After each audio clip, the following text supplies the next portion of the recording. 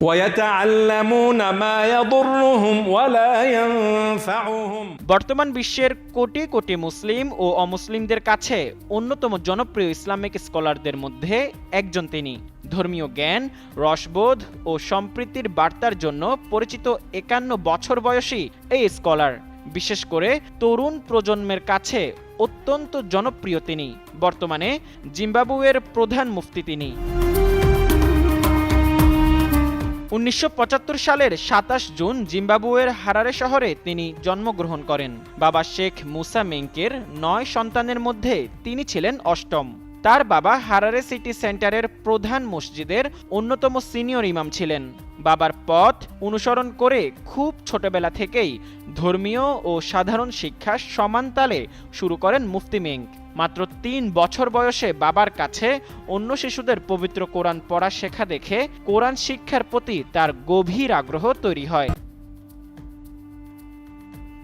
মুফতি মেঙ্ক ছোটবেলা থেকেই বেশ মেধাবী ছিলেন।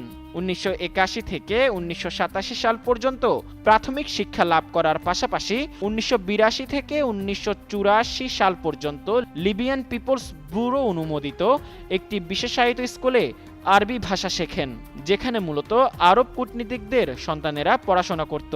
সেই আরবি স্কুলে তিনি প্রতি বছরই সেরা ছাত্রের পুরস্কার পেতেন।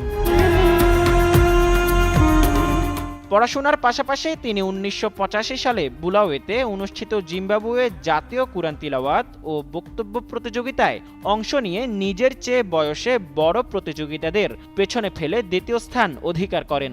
১৯৮৭ সালে বাবা শেখ মুসা মেঙ্কের তত্ত্বাবধানে পবিত্র কোরআনের হিফজ সম্পন্ন করেন। মাত্র ১৪ বছর বয়স থেকেই রমজানে তারাবির নামাজ পড়ানো শুরু করেন মুফতি মেঙ্ক। ২০০২ সালে দক্ষিণ আফ্রিকার জোহানেসবার্গের মসজিদ আশরাফে তারাবি পড়ানোর জন্য আমন্ত্রিত হন, যা রেডিও ইসলাম ইন্টারন্যাশনালে সম্প্রচারিত হতো।